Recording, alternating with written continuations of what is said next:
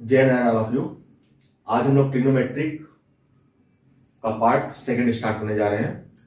Trigonometric part one में आपने देखा था what is the relation between trigonometric ratio and sides of a right angle triangle. तो means trigonometric ratio में और साइड्स में क्या रिलेशन है, ये हम लोगों ने देखा था पहले के पार्ट में। दूसरे पार्ट में चल रहे हैं बात करने trigonometric ratio values at standard angle. Standard angle क्या होते हैं मैंने एक लेक्चर में आपको डिसाइड भी करके दिया है, एक टेबल का वैल्यू निकाल के दिया है बहुत ही शॉर्ट मेथड में, उसको आप देखिएगा वहां पे स्टैंडर्ड एंगल होंगे। मैं यहां पे बता देता हूं स्टैंडर्ड एंगल मतलब 0 degree, 30 degree, 45 degree, 60 degree and 90 degree. अब इन वैल्यूज को हम ड्राइव करेंगे by the help of right angle triangle. Right angle triangle से हम इसको निकालने चल रहे हैं। तो सबसे पहले हम फाइंड आउट करते हैं वैल्यू एट 45 डिग्री, मतलब tan 45 डिग्री की वैल्यू कितनी होगी, sin 45 डिग्री की वैल्यू कितनी होगी, cos 45 डिग्री की वैल्यू कितनी होगी, cosec 45 डिग्री की वैल्यू कितनी होगी, sec 45 कितना होगा। तो सबसे पहला काम हमारा क्या होगा, ट्राइंगल ड्रॉ करने का। अब देखो एक एंगल 45 डिग्री है, हमने क्या बनाना है, राइट एंगल ट्राइंगल बनाना है। हमने बना लिया राइट एंगल ट्राइंगल, और हमारा एक एंगल यदि 45 है तो दूसरा एंगल क्या होना चाहिए, by the use of triangle property sum of all angle is 180। हम बोले एक एंगल 45 कर दो बेटा, और एक 90 डिग्री होगा राइट एंगल में, तो दूसरा एंगल क्या होगा, 45 ही होगा। क्लियर। अब यदि आप देखो by the use of triangle property opposite angles are equal, opposite angle are equal in any triangle, opposite angles are equal means यदि opposite angles equal है तो triangle property क्या कहती है, opposite sides are also equal means जो opposite sides हैं वो क्या होंगे, sides are also equal। यह आपकी triangle property होती है, जिसको नहीं पता है वो लिख ले।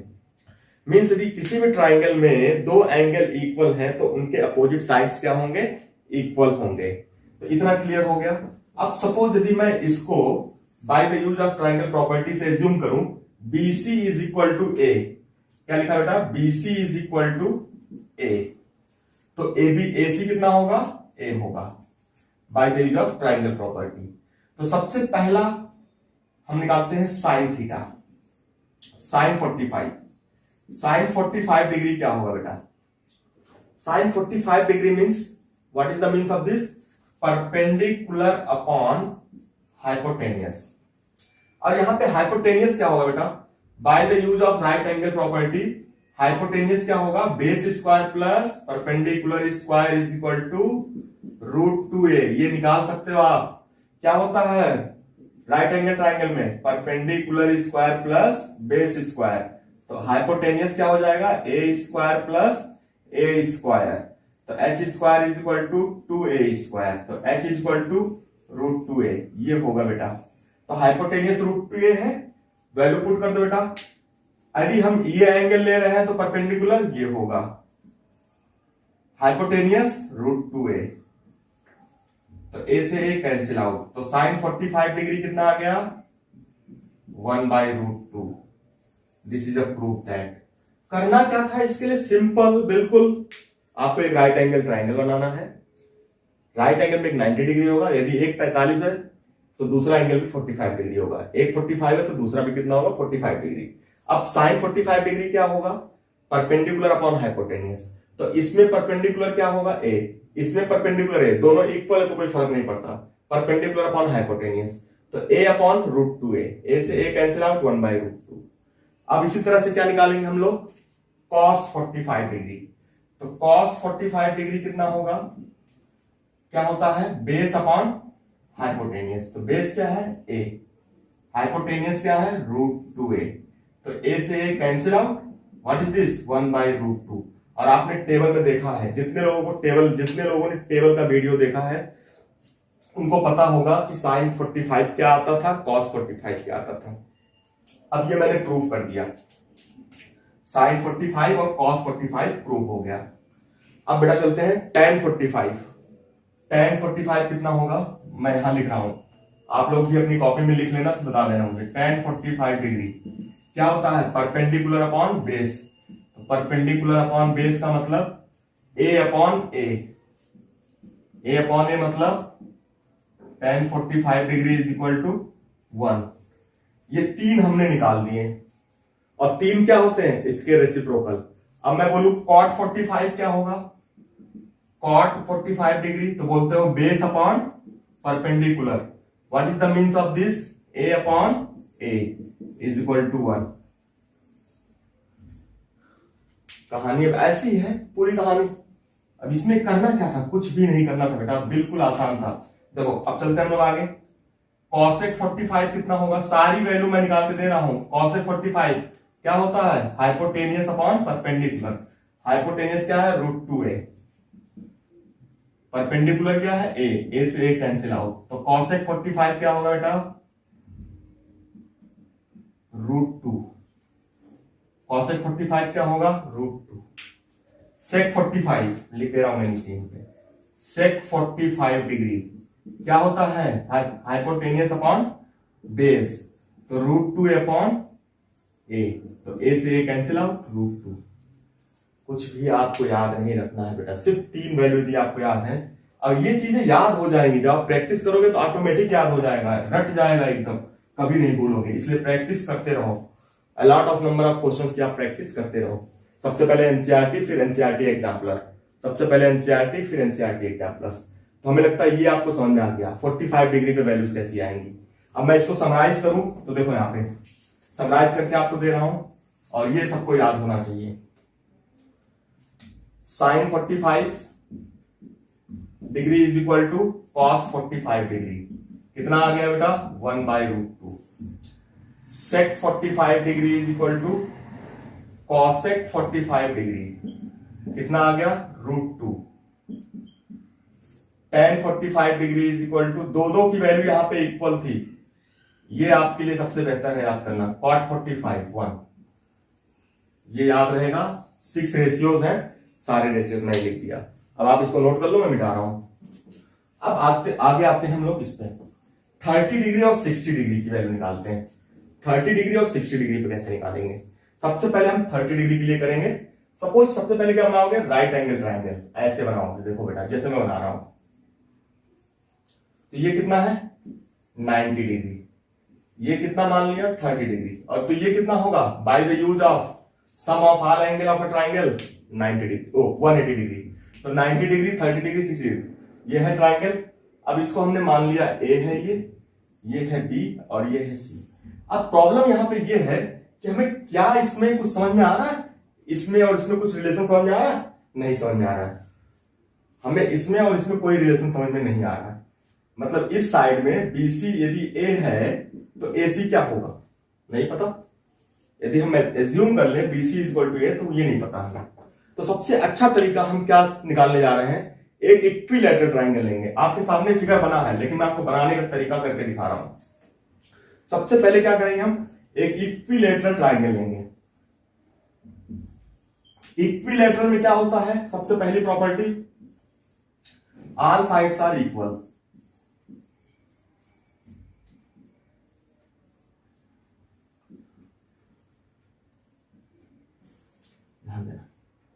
All sides are equal. अब ये सारे साइड्स इक्वल हैं, तो और एंगल क्या होते हैं सारे 60 डिग्री। बट अब हमें राइट एंगल ट्राइंगल चाहिए ना, क्योंकि रेशियो तो राइट एंगल में आता है। तो आप लोग प्रॉपर्टी ट्राइंगल की पढ़े हो, यदि हम यहां से परपेंडिकुलर ड्रॉप करें या एंगल बाइसेक्टर ड्रॉप करें, तो ये एंगल कितना होगा 30 डिग्री, ये कितना होगा 30 डिग्री, ये कितना होगा 90 डिग्री। अब मतलब यदि ये पूरा ए है, तो आप जानते हो ये क्या होगा, ये पॉइंट डी मीडियन होगा, ये कितना हो जाएगा a/2, और ये कितना हो जाएगा a/2।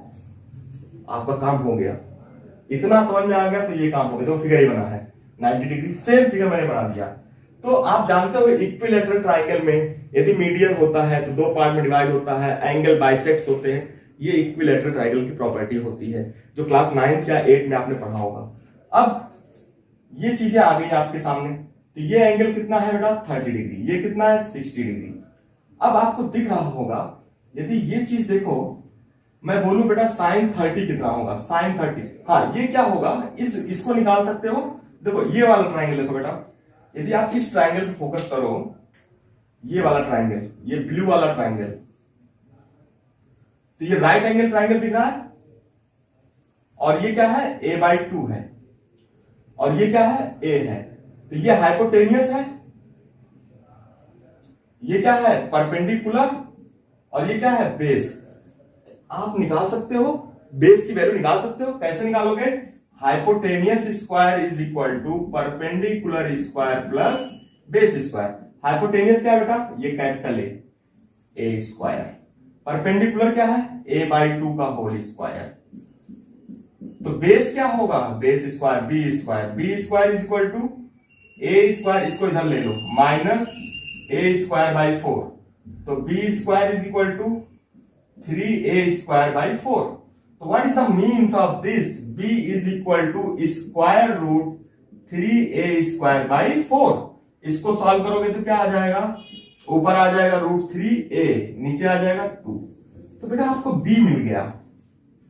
कुछ नहीं किया हमने, सिंपल राइट एंगल ट्राइंगल की प्रॉपर्टी लगा दी। This is assume that b, a/2 ये पता है, a ये पता है, ये प्रॉपर्टी लगा के हमने b निकाल लिया। अब b की वैल्यू कितनी आ गई, फटाफट देखो, रूट 3/2a, इतना आपको समझ में आ गया। अब मैं चल रहा हूं, आगे बढ़ रहा हूं। साइन 30, साइन 30 मतलब कौन सा angle, sine 30, sine 30 degree, sine 30 देखो ये वाला एंगल, ये 30 डिग्री है ना, ये 60 है, तो ये 30 होगा, ये 90 होगा। 30 डिग्री के अपोजिट परपेंडिकुलर होगा, मतलब p/h, p का मतलब a/2, h का मतलब a, देखो a, तो साइन 30 डिग्री कितना आ गया, 1/2। This is answer. क्या कहानी है, बिल्कुल। और कॉसेक 30 क्या होता है, प्रॉपर्टी यूज करने जा रहे हैं। कॉसेक 30 क्या होगा, 1/sin 30, ये नहीं होगा, सबने पढ़ा है। तो मीन्स साइन 30 की वैल्यू 1/2 पुट करोगे तो कितना आ जाएगा, ये भी आ गया, कॉसेक 30 भी आ गया, साइन 30 और कॉसेक 30 आ गया। अब चलते हैं हम लोग आगे। कॉस 30 कितना होगा, कॉस 30 कितना होगा, कॉस 30, तो कॉस 30 के लिए क्या करोगे बेटा, base upon hypotenuse. What is the base, root 3/2a by h, h क्या है, a, तो cos 30 is equal to root 3/2। कितना आसान है, कुछ नहीं करना है बेटा, बिल्कुल आपको दिमाग में सिर्फ दो फिगर बैठाने हैं, ये फिगर और एक पहले वाला 45 वाला। उसके बाद sec 30 1/cos 30 मतलब 2/√33। 4 वैल्यूज आ गई बेटा, 4 वैल्यूज निकाल लिया आपने। अब क्या निकालना रहेगा, tan 30 निकालना है। देखो सारी वैल्यू हम आपको निकाल के देंगे। tan 30 परपेंडिकुलर अपॉन बेस, तो परपेंडिकुलर क्या है आपका, देखो यहां पे परपेंडिकुलर क्या है, a/2, बेस क्या है बेटा, रूट 3/2 a।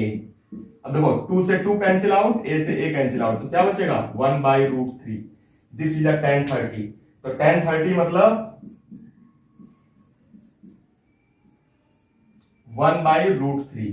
अब cot 30 कितना होगा, cot 30 इसका रिवर्स अपोजिट, तो √3। कहानी खत्म। क्या प्रॉब्लम थी बेटा, कोई प्रॉब्लम नहीं था। तो 30 आ गया। अब 60 की बात करते हैं, चलो 60 फटाफट इसी ट्रायंगल में देख लेते हैं 60 कैसे निकालेंगे। 30 और 60 दोनों आसानी से निकल जाएगा बेटा। देखो बिल्कुल tan 60 क्या होगा, अब देखो 60 लोगे तो परपेंडिकुलर क्या होगा, ये वाला परपेंडिकुलर हो जाएगा। 60 की बात कर रहे हैं तो ये क्या हो जाएगा, परपेंडिकुलर। लिख लेना ऐसे, ये दिस इज अ परपेंडिकुलर और दिस इज अ बेस। जब हम 60 की बात करेंगे तो चेंज हो जाएगा, परपेंडिकुलर 60 के सामने वाला परपेंडिकुलर होगा और ये बेस हो जाएगा। tan 60 परपेंडिकुलर बाई बेस, तो tan 60 इज इक्वल टू क्या करोगे, परपेंडिकुलर की वैल्यू √3/2a अपॉन बेस कितना है a/2a। तो ये देखो अब 2 से 2 कैंसिल, a से a कैंसिल, तो tan 60 कितना आ गया बेटा √3। बिल्कुल कुछ भी समझने में नहीं है। तो cot 60 1/tan 60, तो 1/tan 60 मतलब tan 60 की वैल्यू देखो यहां पे √3, 1/√3 आ गया बेटा। sin 60 फटाफट एकदम कुछ भी नहीं है। sin 60 परपेंडिकुलर ये होगा, परपेंडिकुलर अपॉन हाइपोटेनियस। परपेंडिकुलर क्या है √3/2a अपॉन हाइपोटेनियस a से a कैंसिल आउट, तो sin 60 डिग्री मतलब √3/2। क्या प्रॉब्लम बेटा, कुछ भी प्रॉब्लम नहीं है। cosec 60 इसका अपोजिट देखो। अब ये चीजें तो हम डायरेक्टली लिख सकते हैं, cosec 60 upon 1 upon sin 60। sin 60 value रखो तो क्या आ जाएगा 2/√3। सारे लेक्चर्स आप जाके देखो, मैंने कई तरीके की चीजें आपको बता दिया, इतना बता दिया है कि आपका कुछ भी 10th लेवल का तो नहीं छूटने वाला है। उसके बाद ये आ गया आपका, अब क्या बचा cos 60। cos 60 क्या होगा बेस अपॉन परपेंडिकुलर। बेस क्या है a/2, परपेंडिकुलर क्या है ओ हाइपोटेनियस, बेस अपॉन हाइपोटेनियस होता है बेटा, ये गलत कर दिया हमने। तो बेस हाइपोटेनियस क्या है a, तो cos 60 क्या आ गया 1/2। तो sec 60 2 आ गया। ये सारी वैल्यू आपने सामने लिखी है। 30 और 60 का काम हो गया, 45 का काम हो गया, 0 और 90 बचा है, उसमें तो कुछ है ही नहीं। मैं उसको फटाफट आपको बता दूंगा, कोई प्रॉब्लम नहीं है। अब आपको टेबल में मैंने बताया भी था जीरो क्या होते हैं, तो बेटा बिल्कुल अपने दिमाग में ये चीजें बिठा लो। तो हटाएं इसको। अब जीरो की बात बेटा देखो, सीधे आप ये 3 वैल्यू याद रखना जीरो के लिए, और 3 वैल्यू आपके दिमाग में ऑलरेडी आ जाएगी। tan 0 डिग्री 0 होता है, sin 0 डिग्री 0 होगा, एंड cos 0 1 होता है बेटा। ये याद रखना, बस ये 3 वैल्यू याद रखना आप। tan 0 0 होगा, sin 0 0 होगा, cos 0 1 होता है। बस यही cos 0 केवल 1 होता है, बाकी ये दोनों 0 होते हैं। अब क्या निकालना हमें cot 0। cot 0 डिग्री मतलब 1 upon tan 0, 1 upon tan 0। tan 0 कितना है 0, तो 1 अपॉन 0। और 1 अपॉन 0 आप क्या पढ़े हो अनडिफाइंड। क्या पढ़े हो इसको 1 अपॉन 0, डिनोमिनेटर में कभी भी 0 नहीं होना चाहिए, अनडिफाइंड। या cot 0 is equal to infinity बोलते हैं कुछ लोग, क्या बोलते हैं इंफिनिटी। 1 अपॉन 0 का मतलब इंफिनिटी। दूसरा cosec 0, cosec 0 इसको भी याद रखना। cosec 0 का मतलब 1 upon sin 0, 1 upon sin 0, 1 upon sin 0। sin 0 मतलब 1 अपॉन 0, 1 अपॉन 0 का मतलब अनडिफाइंड, अनडिफाइंड या इंफिनिटी, या cosec 0 का मतलब इंफिनिटी। क्लियर। तो cot 0 हो गया, cosec 0 हो गया। sec 0 देखो, sec 0 मतलब 1 upon cos 0, means 1 upon cos 0 मतलब 1 अपॉन 1, तो sec 0 कितना होगा 1। अब आपको इसे याद रखना है, तो कैसे 0 पे tan 0 0, sin 0 0, cos 0 1।